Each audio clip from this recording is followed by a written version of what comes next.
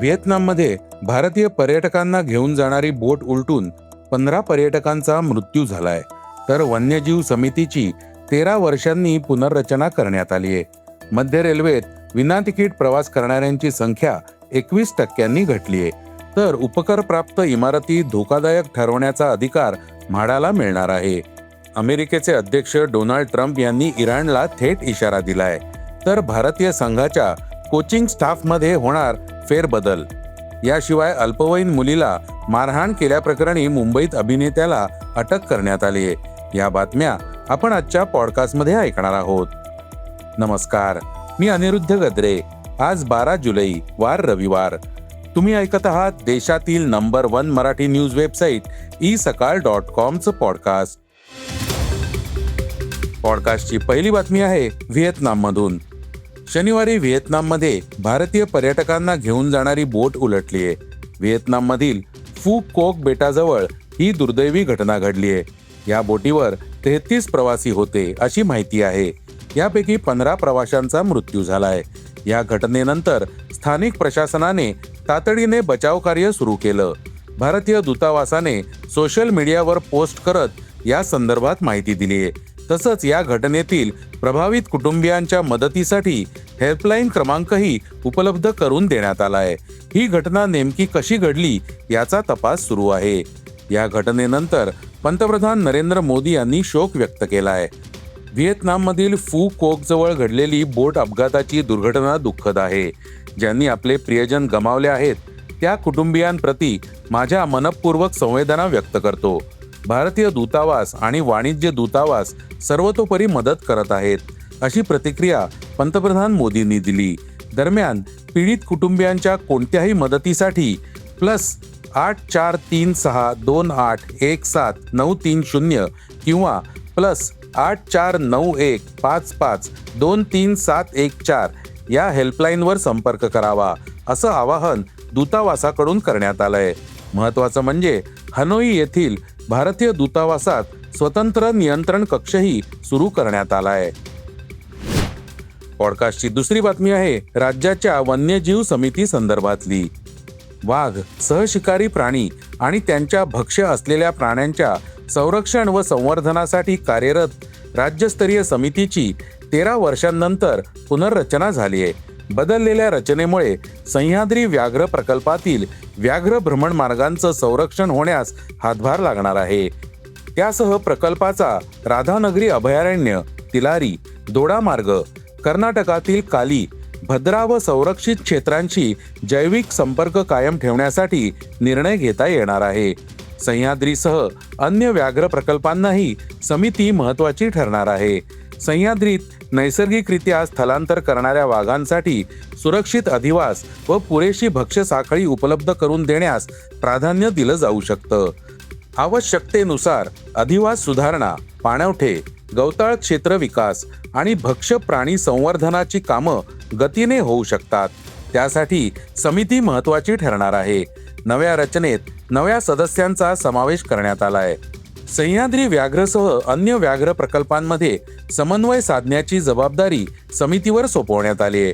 समितीचे अध्यक्ष मुख्यमंत्री असणार असून वनमंत्री उपाध्यक्ष असणार आहेत. वन्यजीव संवर्धन करण्याच्या दृष्टीने हा अत्यंत महत्त्वाचा निर्णय मानला जातोय. पॉडकास्टची तिसरी बातमी आहे मध्य रेल्वे संदर्भातली.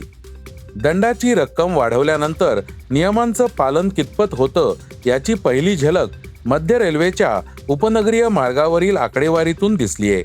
जनविश्वास कायदा 2026 अंतर्गत विनातिकीट प्रवासासाठीचा किमान दंड 250 रुपयांवरून 500 रुपये करण्यात आल्यानंतर 10 दिवसांतच विनातिकीट प्रवासाच्या प्रकरणात सुमारे 21% घट झाली आहे.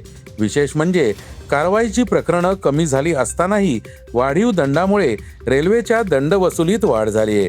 त्यामुळे कठोर दंड आणि सातत्यपूर्ण तिकीट तपासणी या दुहेरी उपाययोजनांचा परिणाम आकडेवारीतून स्पष्टपणे दिसू लागलाय. मध्य रेल्वेच्या आकडेवारीनुसार 11 ते 20 जून या कालावधीत विनातिकीट प्रवासाची 63,924 प्रकरणं नोंदवण्यात आली होती. या कारवाईतून 3.65 कोटी रुपयांचा दंड वसूल करण्यात आला होता. त्यानंतर 21 जूनपासून वाढीव दंडाची अंमलबजावणी सुरू झाल्यानंतर पुढील 10 दिवसात ही संख्या 50,547 वर आली आहे. म्हणजेच सुमारे 21% घट झाली आहे. या प्रकरणांची संख्या घटली असली तरी दंड वसुलीत मात्र वाढ झाली आहे. 21 ते 30 जून या कालावधीत रेल्वेने 3.86 कोटी रुपयांचा दंड वसूल केला आहे. मागील 10 दिवसांच्या तुलनेत ही रक्कम 21 लाख रुपयांनी अधिक असून त्यात 5.75% वाढ नोंदवण्यात आली आहे. पॉडकास्टची चौथी बातमी आहे म्हाडा संदर्भातली. मुंबई शहरात 8-9 दशकं जुन्या असलेल्या उपकर प्राप्त इमारती मोडकळीस आल्यास त्यांचं स्ट्रक्चरल ऑडिट करून धोकादायक ठरवण्याचा अधिकार आता म्हाडाच्या मुंबई इमारत दुरुस्ती व पुनर्रचना मंडळाला मिळणार आहे. त्यासाठी राज्य सरकारने विधिमंडळात महाराष्ट्र गृहनिर्माण व क्षेत्र विकास सुधारणा विधेयक 2026 दोन्ही सभागृहात मंजूर केलंय. त्यामुळे म्हाडाला उपकर प्राप्त इमारती धोकादायक ठरवण्याचा अधिकार नसल्याचा दावा करीत न्यायालयात आव्हान दिलेल्या 935 इमारत मालकांना मोठा झटका बसलाय. तसंच संबंधित इमारतीच्या पुनर्विकासाच्या मार्गातील आडकाठी दूर होणार आहे. मुंबईत सध्या 13,000हून अधिक उपकर प्राप्त इमारती आहेत. त्याच्या दुरुस्तीची जबाबदारी आता म्हाडाच्या मुंबई इमारत दुरुस्ती व पुनर्रचना मंडळावर असणार आहे. पॉडकास्टची 5वी बातमी आहे मध्य पूर्वेतील तणावासंदर्भातली. मध्य पूर्वेत तणाव पुन्हा वाढण्याची शक्यता आहे.